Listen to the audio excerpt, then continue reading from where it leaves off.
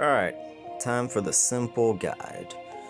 So, Eald'narche, he is a weird character. He is a very powerful debuffer with good damage, but also some sort of tanking capabilities. What I mean by that is he can disable enemies from doing actions, and he can warp to take the position of where the enemy did their last turn. So you're always going to be working around disabling the opponents as best you can. So let's just go to Cosmos, show you a bit of him in action. Let's go a bit of that. Who cares about supports? Let's go. So, in his first form, he's in his exoplate form. You'll have the little buff here, which will mean he actually takes reduced damage.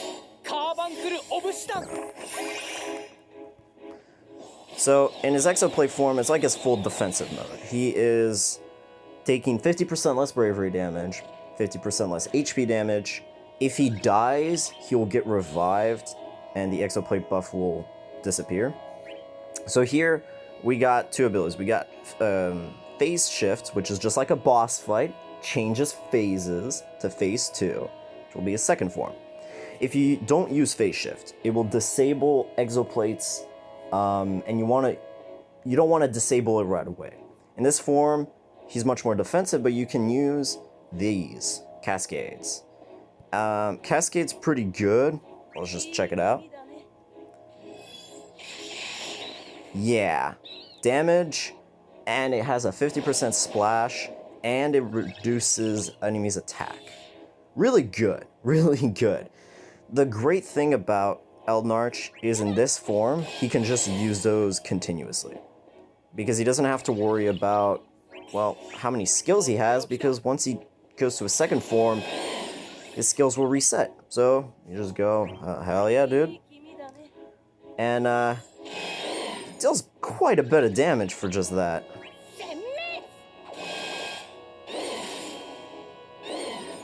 So we're just keeping it up. You know, we're not at the main boss anyways, so it doesn't matter per se.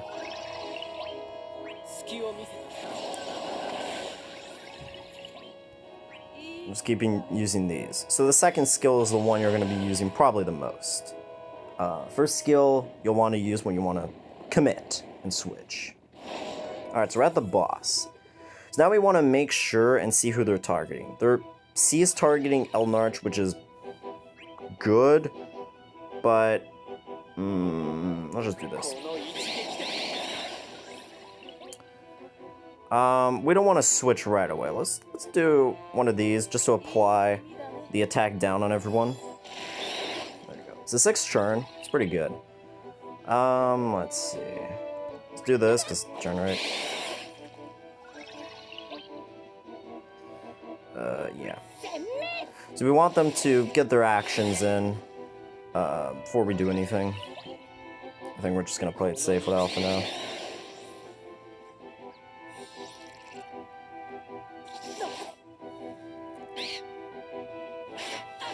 Okay, so the main boss is targeting Eald'narche. We're good. We're happy. This is what we want.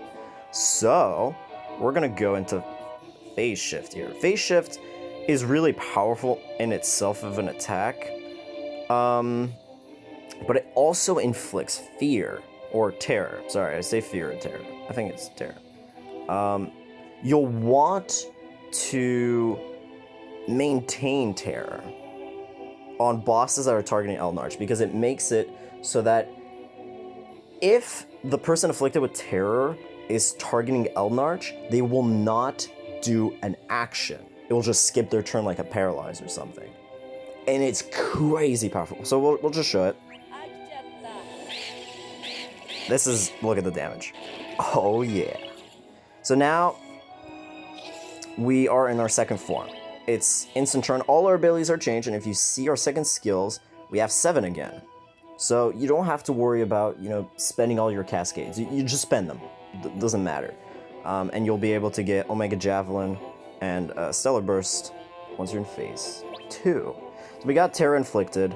And this prevents attacker from, well, attacking Eald'narche, which he is attacking us, so this is perfect. We're gonna put, I'll make a Javelin, because this will put Warp. Terror and Warp in this form of Eald'narche, Terror and Warp are the essential abilities you want to have on the enemies.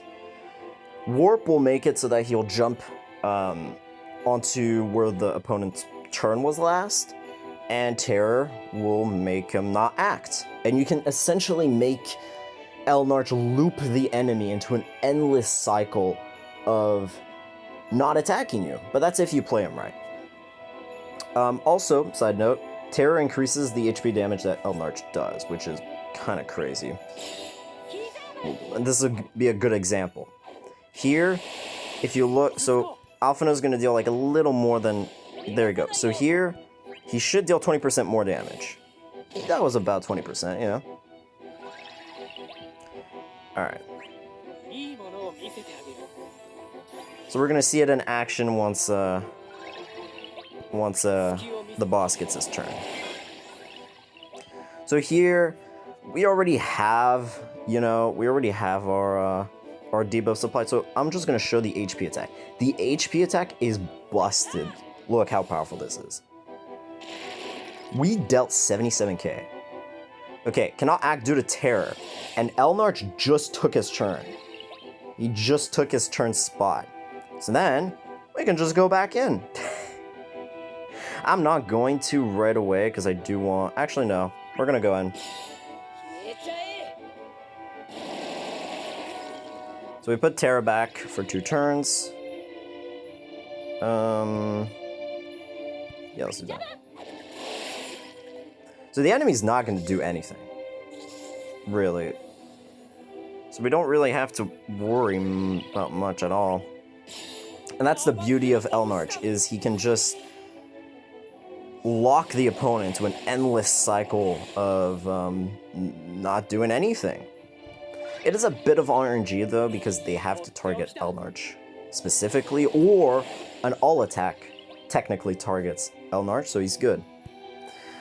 Stellar Burst is probably his best ability in terms of overflow, but you want to only save your Stellar Burst if your EX is not up, because it will fill your EX gauge a lot, and Vortex is the thing you always want up right before Terror runs out.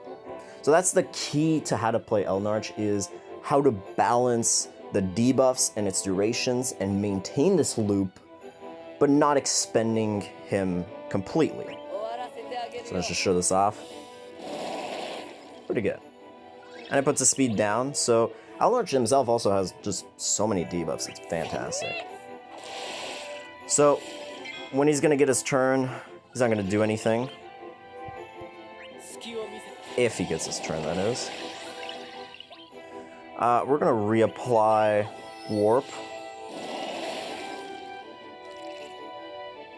Boom, if you look at the Beast's turn, I just got my turn back on Eald'narche right here. Boom. So, I'm going to show off also his C65. What it does is exactly what it says. Adds 2 turns to the inflicted debuffs. This is key. You can do this right before you use Terror. And this will make it so that his next Terror ability will be, will last for 4 turns. And that includes Warp as well.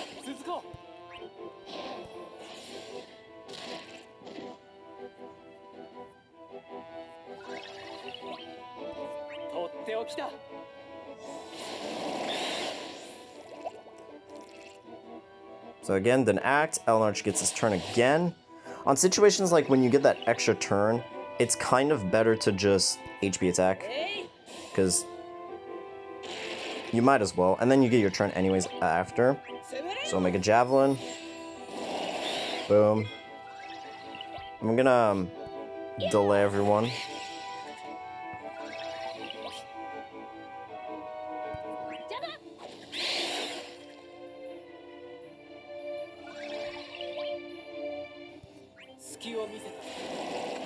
Okay, and so now we gotta re-inflict Terror on our good boy here, which Now, this terror will last for 4 turns, because of the C65 effect.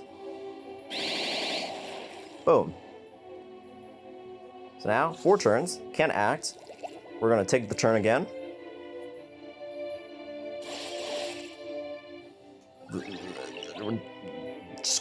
Just go ham, man.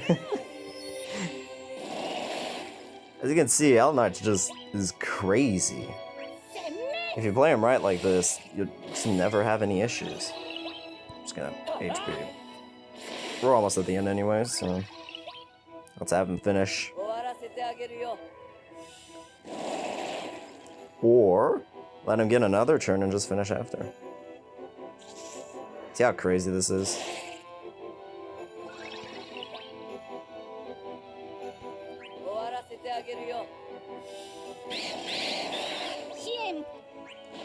And voila. So that's how you play him. You want to play him early on, safe, use a second skill all the time, Cascade, in his first form. And then when you're ready to switch, you make sure a couple of opponents maybe are targeting you, so then you switch and they are inflicted with fear or terror, and they won't be able to attack you. And then in the second form, it's basically just maintaining that debuff consistently, watching out for Eald'narche's skills in second form. He can run out very quickly.